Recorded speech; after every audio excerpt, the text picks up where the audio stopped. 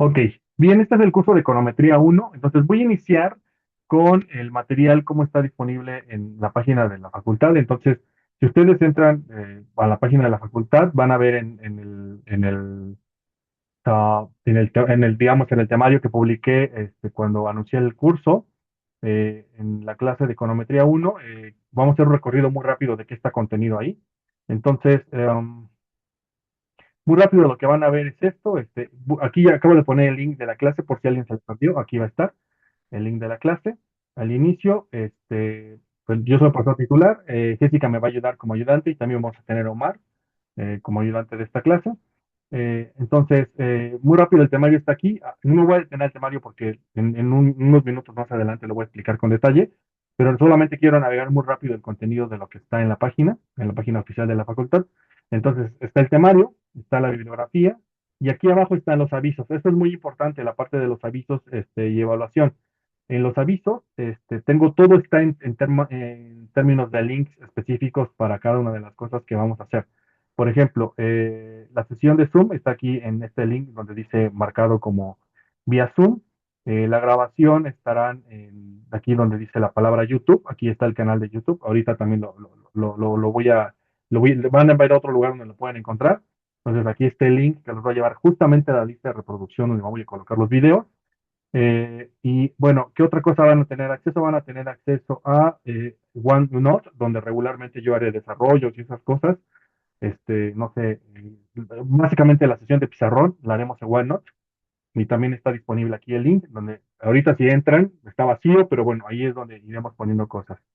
Eh, ¿Qué más? GitHub es lo que voy a ocupar. Si ustedes pasan su cursor sobre la palabra repositorio de GitHub, también van a encontrar específicamente el repositorio de GitHub de la clase. Entonces, yo voy a empezar la sesión por el repositorio, ¿vale?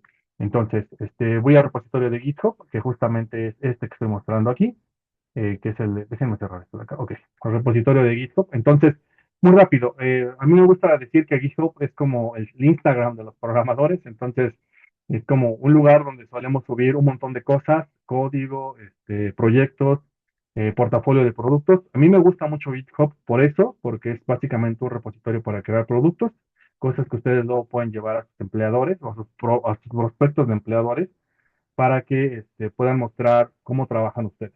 Entonces, para mí es importante que ustedes desarrollen estas habilidades de empezar a utilizar GitHub de forma constante y consistente. Eh, una de las cosas que también yo les sugiero siempre es como empiecen a clonar, digamos, a copiar este repositorio, adáptenlo, hagan lo suyo, vuelvan un repositorio propio, o sea, pónganle un poco de sus elementos propios, y eventualmente se pueda volver, para que eventualmente se pueda volver un mecanismo para que ustedes puedan difundir qué tipo de cosas pueden desarrollar, ¿no? Entonces, eso es un poco, ¿no? Empezar a crear su portafolio de productos. A veces empezamos imitando, ¿no? Bien. Entonces, el repositorio ya está planeado todo, digamos, el semestre con clases específicas de qué tipo de ejercicios vamos a hacer para cada uno de los temas. Eso está aquí. Pero por donde vamos a empezar es por aquí, por el README.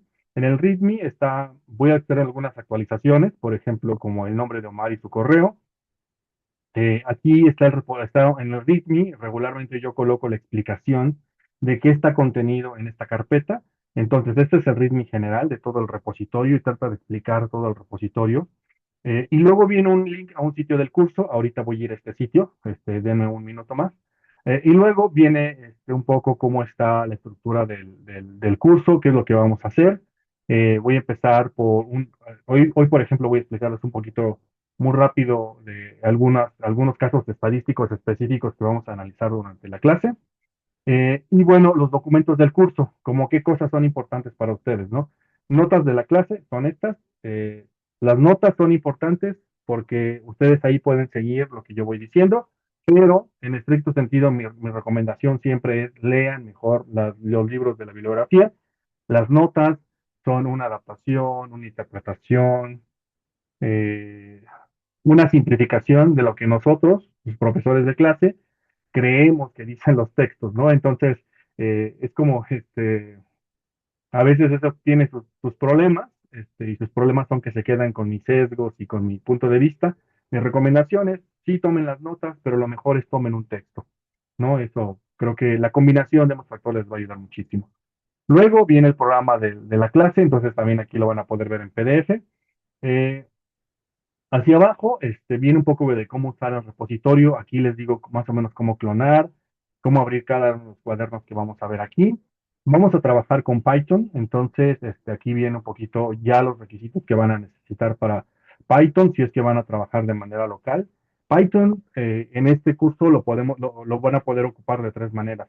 Local, con Jupyter Notebook, que es probablemente la herramienta más popular o en línea con Google Colab, que es la segunda más popular y que a mí personalmente es la que más me gusta porque implica menos configuraciones para ustedes y si sus computadoras tienen algún problema de limitación de procesamiento, es la mejor opción. Una tercera opción, que es la más difícil de todas, es a través de Visual Studio Code.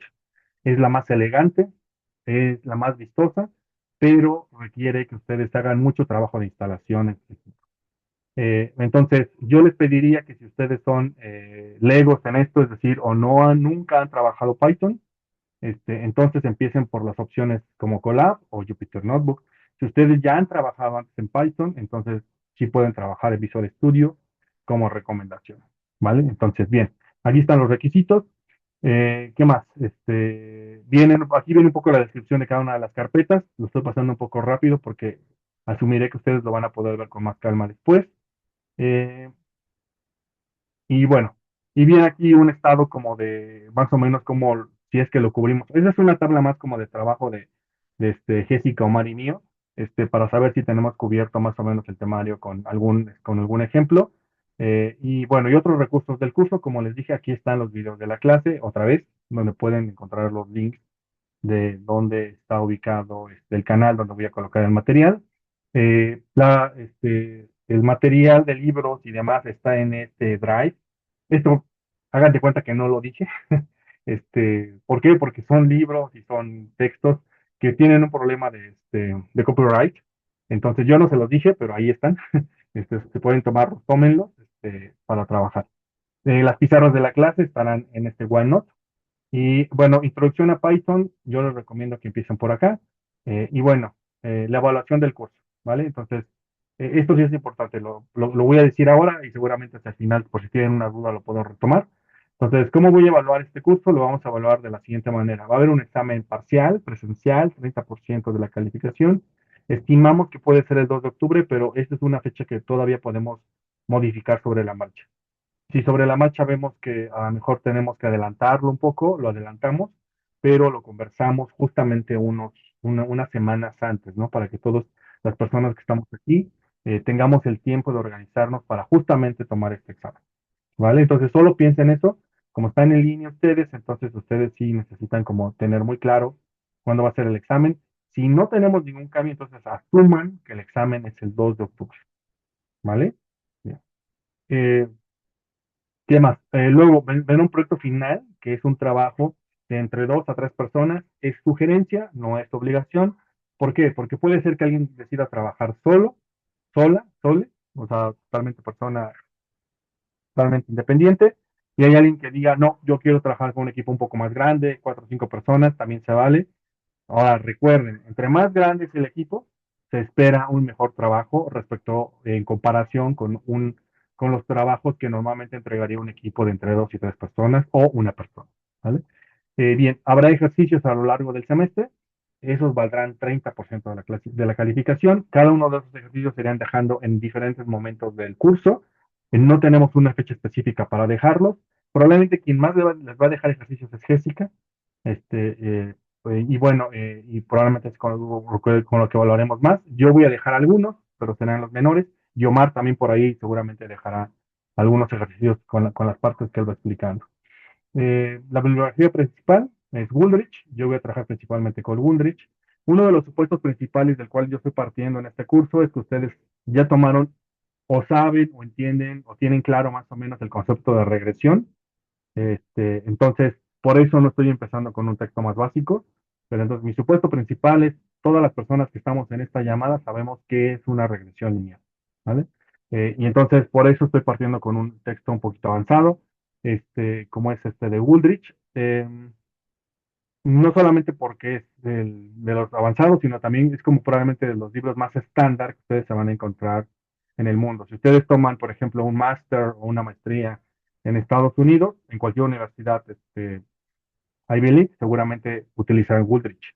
¿No? Es un poco como tratar de estandarizar el curso con un escenario que más o menos ustedes tomarían en cualquier universidad del mundo. Bueno, algunos otros libros que les recomiendo están aquí. Yo les recomendaría que si ustedes quieren como eh, tomar una lectura que les ayude durante el curso, que les sirva como que les acompañe, les sea amena, no necesariamente técnica, pero que sí les ayude a entender conceptos económicos, porque la econometría, a final de cuentas, es la fusión del concepto de análisis de regresión junto con algunos modelos económicos, como más adelante lo voy a explicar durante la clase de por qué eso ocurre así. Yo les recomendaría también que lean entonces el libro de Cunningham, que se llama Causal Inference, de Mixtape.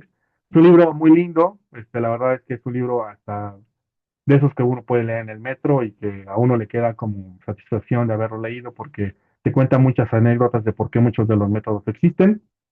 Entonces yo les recomendaría ese también por ahí. Luego, si ustedes ya quieren trabajar durísimo en esta cosa de la econometría, yo les recomendaría que se vayan por ahí del libro de Huntington, que se llama The Effect, es como, que es un poco el análisis de causalidad, es probablemente de lo que va a haber, de lo que viene en términos de frontera, en términos de econometría.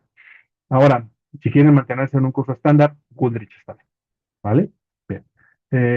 Y ya, eso es, dudas o comentarios aquí, quejas, sugerencias, congojas, traumas, malos entendidos. Chao. Va. Entonces voy a seguir por el sitio que aquí en el README les recomiendo que tomen. Bueno, el sitio que sigan, perdón, es que es me voy a regresar hasta aquí arriba en el README, justo aquí, sitio del curso. Entonces, cuando voy al sitio del curso, los va a llevar a un GitHub page. Un GitHub page es una página web que ustedes pueden crear con GitHub. Entonces, si ustedes tienen un repositorio de GitHub, pueden insertarle elementos para que se despliegue desde ahí una página. Esto les deja crear elementos muy lindos porque de repente ustedes pueden presentar un prototipo, un producto desde GitHub. Y entonces esto les va a ayudar muchísimo. Parte de lo que vamos a tratar de hacer en este curso es que ustedes aprendan algunas de estas herramientas conforme vayamos teniendo tiempo, pero haremos un esfuerzo porque ustedes también incorporen este tipo de conocimientos en sus backgrounds habituales, o de conocimiento habitual, de analítica de datos. Bien, entonces, este es el semestre 2027-1.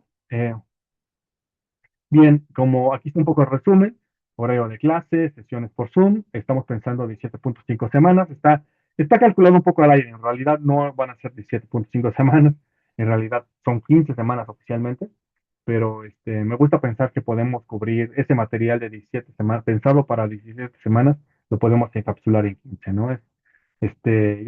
Si me categorizan, yo me categorizo como optimista, entonces por eso me pongo este tipo de retos, ¿no? Vamos a trabajar con Jupyter Notebook principalmente, en Python, y bueno, el curso está dividido en 4 unidades. La primera unidad voy a hacer uso del modelo lineal clásico, que es básicamente el concepto de regresión, pero extendido a múltiples elementos para la regresión. Entonces voy a empezar un poco con una discusión teórica que lo relacionado con los gráficos acíclicos dirigidos, el DAC, o más bien creo que la traducción correcta ahora que lo pienso debería de ser gráficos dirigidos acíclicos. Bueno, lo reviso la traducción, creo que la traducción la hice mal. Pero bueno, los DAC, que son esquemas tradicionalmente utilizados para entender causalidad. Es como el enfoque moderno de la econometría. Entonces, la econometría moderna está pensada un poco en elementos de causalidad. Si ustedes tienen amigos, amigas o compañeras que trabajan en biología, seguramente, y sobre todo en temas de epidemiología, verán que ellos tienen montado como mucho el racional de causalidad.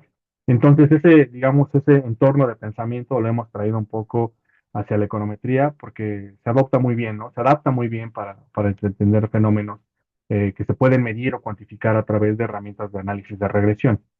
Entonces, lo que ocurrió en el mundo, digamos, es que hemos adoptado eso, le pegamos un poco el análisis de regresión, lo hicimos múltiple, y bueno, le pegamos un poco la modelación económica y eso, digamos, esa fusión de todos esos conocimientos le llamamos econometría, ¿no? Bien, entonces en la unidad uno repasaré DAX, haré modelo lineal clásico, revisaré un poco de los supuestos y los teoremas relacionados. Luego hablaré de las propiedades y métodos de estimación de mínimos cuadrados ordinarios, que es el método por excelencia utilizado para resolver este problema de modelo lineal clásico. El segundo método por excelencia es método generalizado de momentos. Y el tercer método por excelencia es el de máxima verosimilitud. Vamos a recorrer los tres métodos en alguna medida a lo largo del curso, pero el fundamental es el de mínimos cuadrados ordinarios. Variables instrumentales, que es un concepto que voy a introducir un poco más adelante, y introduciré ahí método generalizado de momentos y mínimos cuadrados generalizados, que también utilizaré un poco método de momentos y hablaré un poco de máxima verosimilitud. Entonces, la unidad más densa de este curso es la uno, ¿sí?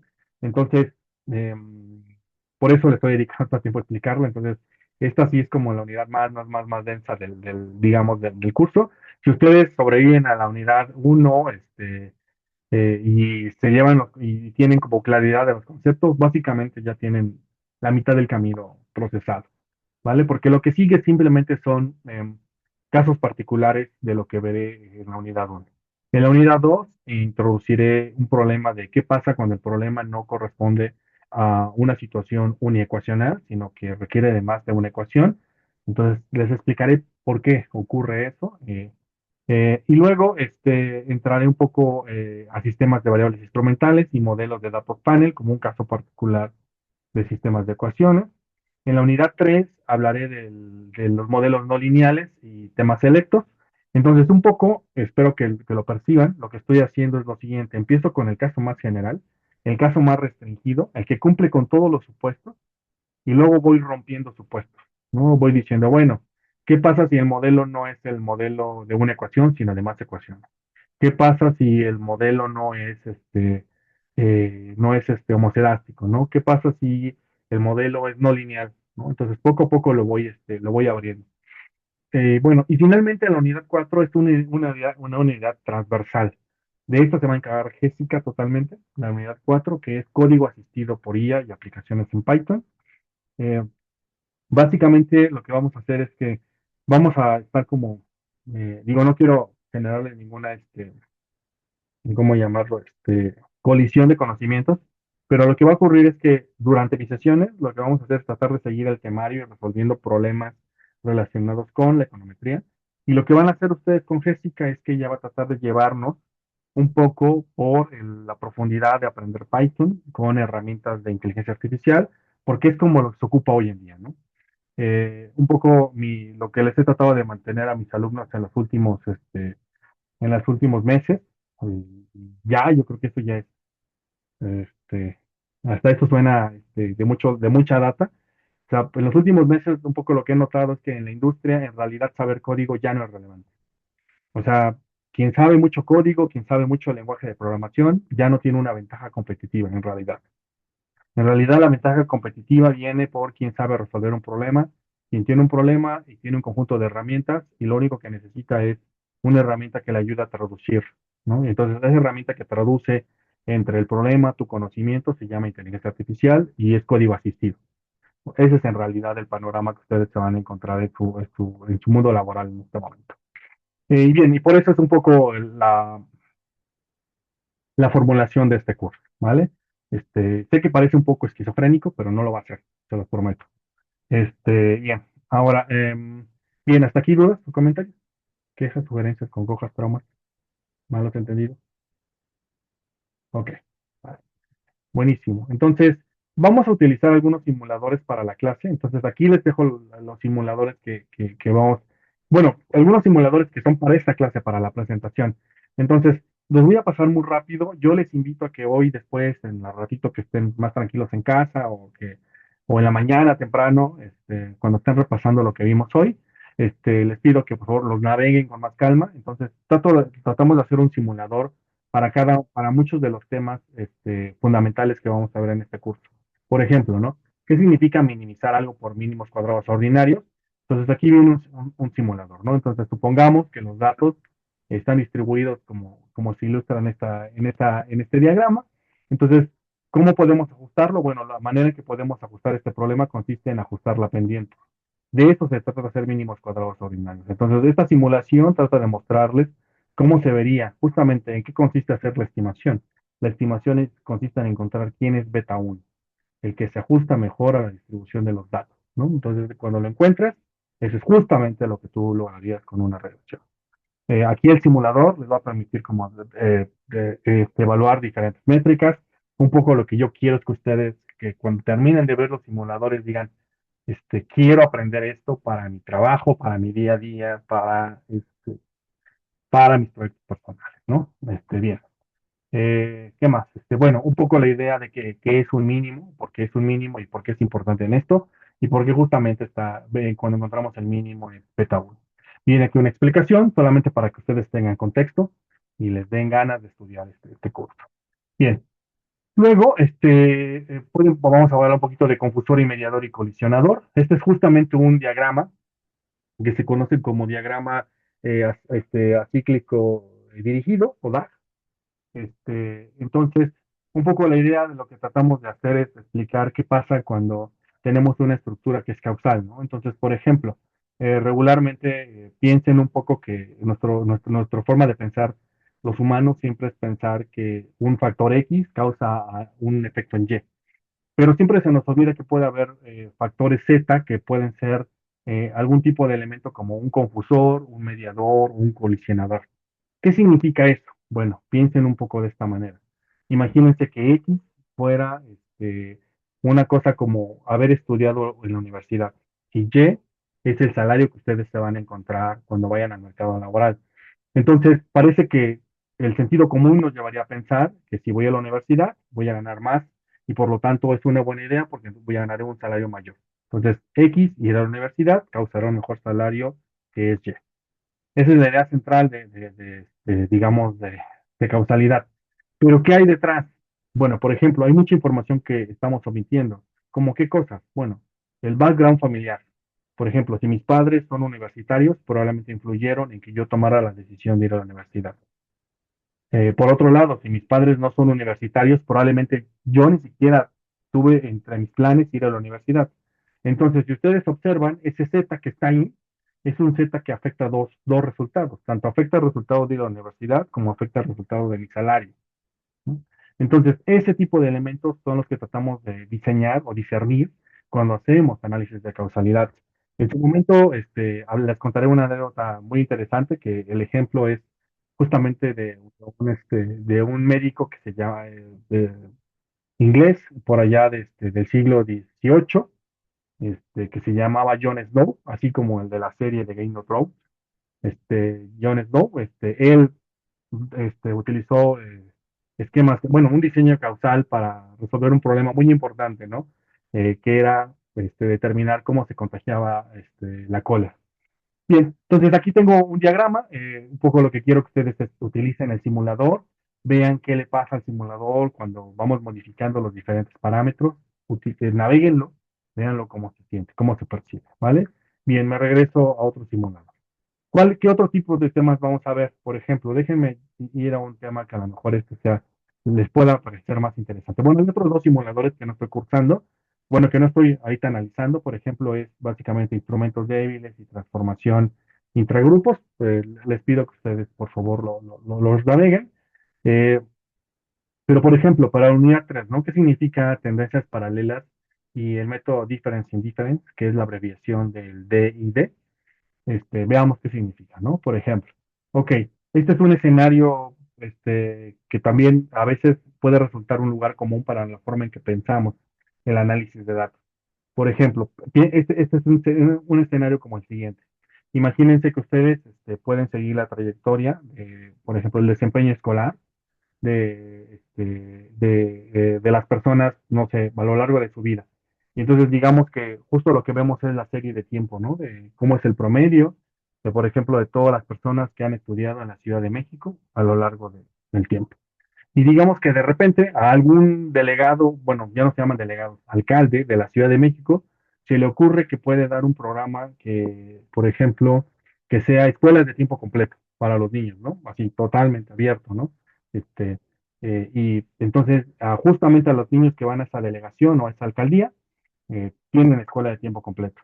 Y entonces la pregunta que a lo mejor nos haríamos como investigadores sería, ese tratamiento, porque se puede interpretar como un tratamiento, ¿no? Ese tratamiento específico que fue haberle dado escuelas de tiempo completo a los niños de forma generalizada, tiene un efecto sobre la trayectoria de su desempeño escolar y lo podemos evaluar. ¿Y cómo lo evaluamos? Justamente es con este tipo de técnicas, ¿no? Evaluaciones de tratamiento. Entonces, lo primero que tenemos que probar es cómo se vería el contrafactual si es que no hubiera ocurrido tratamiento, ¿no? Y es justamente la línea moral. Cómo se ve el tratamiento después de haberlo tratado. Entonces, este tipo de cosas, este es un poco el enfoque. También otros enfoques son, por ahí si les da curiosidad luego de entender por qué tratamientos son importantes. Bueno, porque da pie a otro tipo de técnicas como control sintético. El control sintético, así como por elegante que se escuche, en realidad es simplemente tratar de construir escenarios alternativos que no existieron. Por ejemplo, un paper muy popular en México, o hace unos 3 años, fue un paper que escribió Guillermo Gu. Guillermo Gu es un investigador de la Universidad de París, y él la hipótesis que plantea es que la cancelación del aeropuerto de la Ciudad de México rompió la trayectoria de crecimiento del país entero, ¿no? Entonces él utilizó control sintético para probar cuál hubiera sido la trayectoria del crecimiento del país si no se hubiera cancelado ese aeropuerto, ¿no? Discutible, sí, sin duda, pero interesante en términos de lo que puedes generar con este tipo de herramientas. Entonces, cuando veamos difference in difference y veamos control sintético, eh, vamos a ver algo así. Bien, una pequeña pausa. Yo estoy muy cerca del Campo Marte, entonces de repente si escuchan los helicópteros, es porque justo estoy aquí a unos 300 metros de Campo Marte. Perdón por eso. Bien. Ah, bien. Y listo. Entonces aquí les dejé el simulador. Y bueno, y por último vamos a ver el último simulador, que justamente es el de Logit y Probit.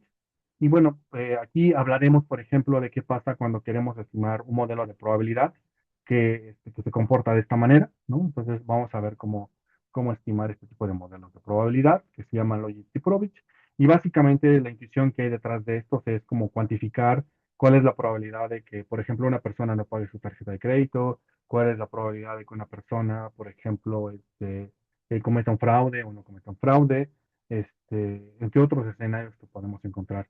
También podemos modelar pandemias, por ejemplo, todo aquello que parezca justamente como esta curva S que está aquí dibujada en azul, es justamente alguno de los elementos que podremos modelar durante esta clase, ¿vale? Bien, me voy a regresar al home aquí del curso y preguntas, comentarios, aquí, vale, excelente. Bien. Ahora bien,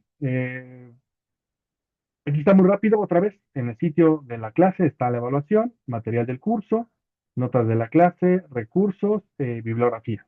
¿Vale? Entonces, un poco para que ustedes también naveguen por todos lados se van a encontrar justamente los links de la clase, los links de las grabaciones, están por muchas partes del material que he repasado aquí, ¿vale?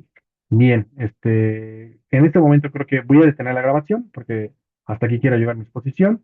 Déjenme detener la grabación.